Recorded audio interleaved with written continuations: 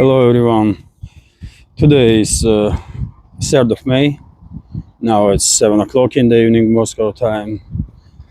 I'm Levan Gudadze and this is a new episode of Headlines, short summary of the news that I will talk about in a little more detail during the second update on my Patreon page. In about a couple of hours time I will publish second update on Patreon, and well, there is quite a number of interesting news that was reported by Russian media since the first update. And first of all, about statements of Russian Defense Minister Sergey Shoigu, who basically stated that Kiev has lost over 111,000 military personnel since the beginning of this year. Devastating number, devastating information. First of all, for society of Ukraine, immense casualties, but yet again, does Kiev regime cares about it? I don't think so. And we all can be sure that Western ruling class definitely don't cares about any of it. Also, of course, Defense Minister shares some additional information, and I will speak about it during the second update. Also, by the way, RIA Novosti is reporting that Russian armed forces conducted strike on one of the crucial oil depots of Kiev regime, which was actively participating in fuel supplies of Kiev regime's armed forces, and this fuel depot was destroyed. And at the same time, Russian armed forces managed to locate and destroy S-300 and Iris-T air defense systems also. So hunting for Kiev regime's air defense systems continues. Also, by the way, surprisingly, deputy of the Ukraine's military intelligence stated that Ukraine is on the brink, and there is no victory for Ukraine on the battlefield. It's impossible. Once again, quite surprising statement from deputy of the Budanov, Kirill Budanov, terrorist and mass murderer. At least some individuals in Ukraine are realizing what is going on. Also, by the way, headline that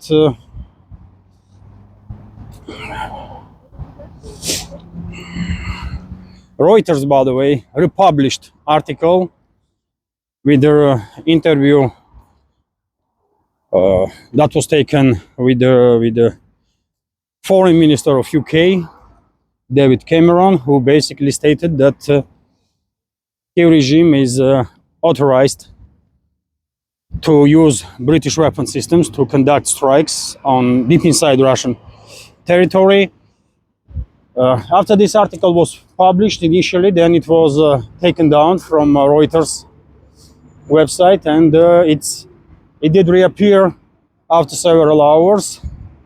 Probably there was some miscommunication between Downing Street 10 or British government and Reuters, one of the major propaganda outlets of the Western ruling class. And when it comes to statements of Cameron, well, what do you expect from mass murderer? Recently, if you remember, I said that maybe Sunak, current prime minister, is little better as a person, little better than previous prime ministers, Boris Johnson or Liz Truss. And I have to say, members of our community from UK disagree with me, many of them. And well, I have to agree with their disagreements.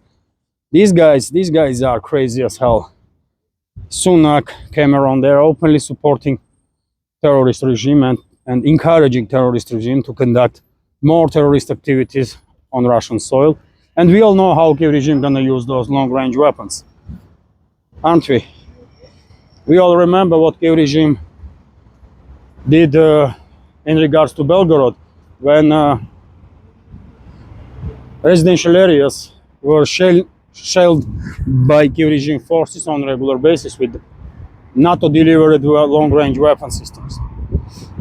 So I guess Kiev has a green light from London to use for these purposes British weapon systems also, and they will do it.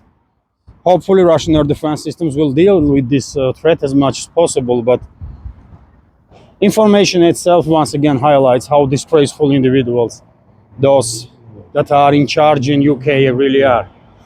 That's all really. Also, by the way, headlines that press spokesman of Russian president commented on recent statements of Macron, president of France, about deployment of French troops into Ukraine. I spoke about this topic this morning, and Dmitry Peskov, press spokesman of Russian president, also commented on David Cameron's statements, and he said that these type of statements are outrageous and they're extremely dangerous, and it is hardly to argue with this. Western ruling class at some point really can trigger or provoke direct confrontation between Russia and NATO. They are really irresponsible individuals that are basically unable to conduct some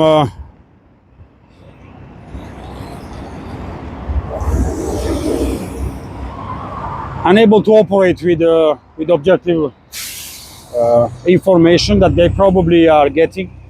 They are in their fantasy world, and because they were acting with impunity for so long, I guess they are so delusional that they may really provoke something big between Russia and NATO.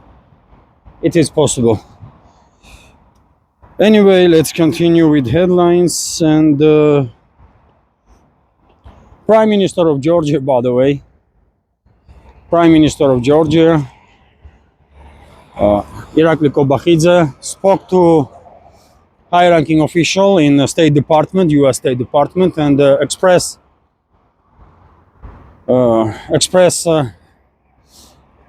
Georgia's disappointment due to Washington's involvement in provocative actions in Georgia and attempts to conduct a so-called revolution or regime change at least twice in past. And as we all know, right now, last 2 weeks, Washington controlled the so-called opposition in Georgia, and non-governmental organizations and so on are yet again trying third time to destabilize situation and conduct regime change, and then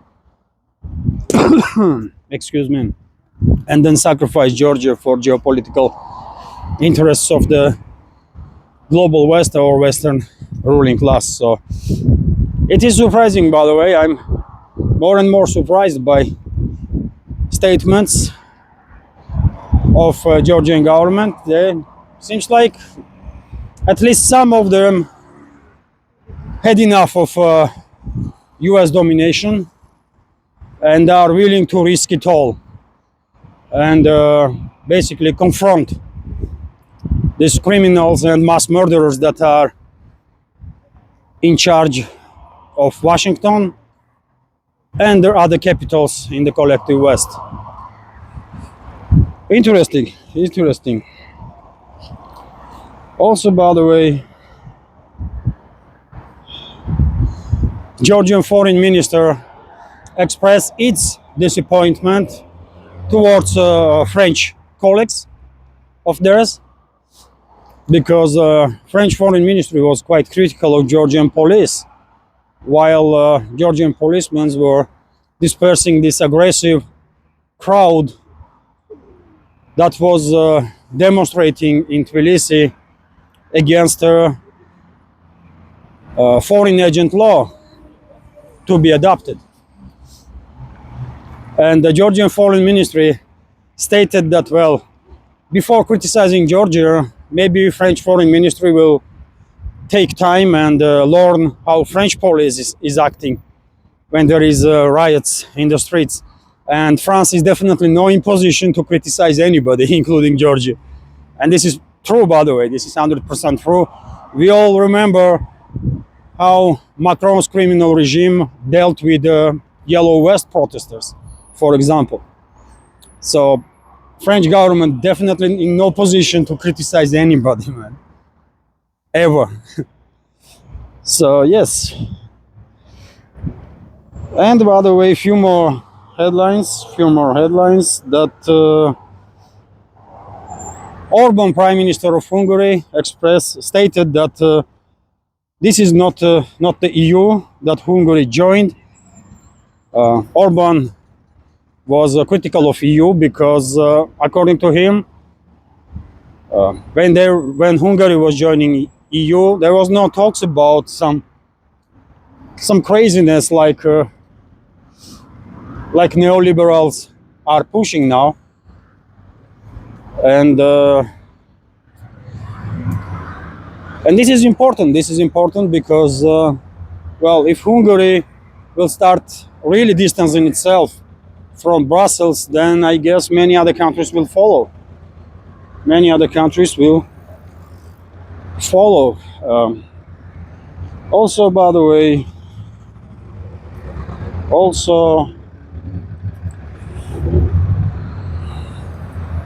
Sweden reacted on Chinese call to conduct international investigation of Nord Stream pipelines, sabotage, and well, Swedish leadership is quite direct. They think there is no need to conduct any investigation on this matter because, well, why should anybody spend time on that?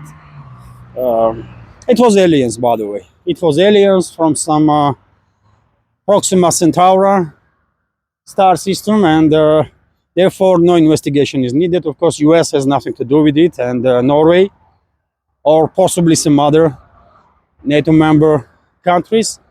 So that's a Swedish position, by the way. No investigation is needed. How convenient. It's a circus, by the way. It's really some sort of parody that is happening in the collective West. It's unbelievable. And a few more headlines, dear friends. Kremlin commented on an article in Bloomberg, according to which about 45% of Russians that flee Russia in the beginning of special military operation came back to Russia and are now participating in further development of Russian economy. And Bloomberg was not happy about it at all. And well, Kremlin reacted on this article and said that, you know what, these people went outside of Russia, mainly to the West. They see a situation there and decided to come back because I guess it's much comfortable to live in Russia, much safer and much easier to do business, for example. And I think Pisco is correct. I think Pisco is correct, and more people will come back. Quite sure about it. More people will come back. Also, how long is this update? It's already 14 minutes. Okay. RIA Novosti's report that G7 countries no longer considering confiscating or stealing all Russian frozen assets, and they are working now on some other ways to benefit basically from these assets. Probably they will take some gains that those Russian assets have during the year. I don't know, but well, according to Western media, topic of completely stealing all 300 billion of Russian assets is no longer topic of discussion. Interesting. Also, by the way, Russian gas giant Gasprom posts first loss for first annual loss since 1990s. Quite interesting, quite interesting. I have my take on this situation, and I will share my opinion on Patreon. But it is interesting that Gazprom had losses in 2023. And we are talking about billions, by the way. And also headlines that there was a fire in one of the military industrial complex companies, factories, facilities in Berlin.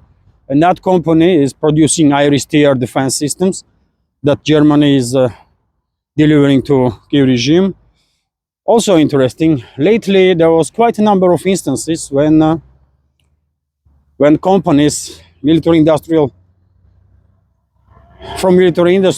in the West were experiencing some difficulties. Maybe this is coincidence. Who knows? Who knows? Or maybe some people that see that Russia is on right side of history and the collective West or ruling class of the West are not. Maybe those people are taking actions, taking matters in their hands and acting on it. Who knows? Also, Russia reveals dramatic increase in weapons production, and we have some numbers here, also interesting. And finally, US warns of a new nuclear threat from China. According to article in Washington Post. And yes, during the second update on my Patreon, I will go through all this news in little more detail, although hopefully you will find this relatively short video also informative, and if so, please click that like button, leave some commentary just about anything. This is the only way we can influence algorithm and reach wider audience, likes and comments. And if you find this channel interesting, useful, if you think this channel deserves to exist in this field of news and political commentary, then you can support my work if you want to, through PayPal with small donations, through Boosty, or by subscribing to my Patreon page. All the links under this video in the description box and in the pinned comments. Patreon, by the way, Patreon is extremely important for me. I'm grateful for all support, of course, that I'm getting from our community to continue this work. But Patreon is of course immensely important because it does gives me understanding of funds that I can operate with during the months. And well, whenever I have a new subscriber on Patreon, I mean, that makes my day. So yes, if you can, please subscribe to my Patreon page. All the links, as I said, under this video in the description box and in the pinned comment. This is it for now. Have a great day and take care.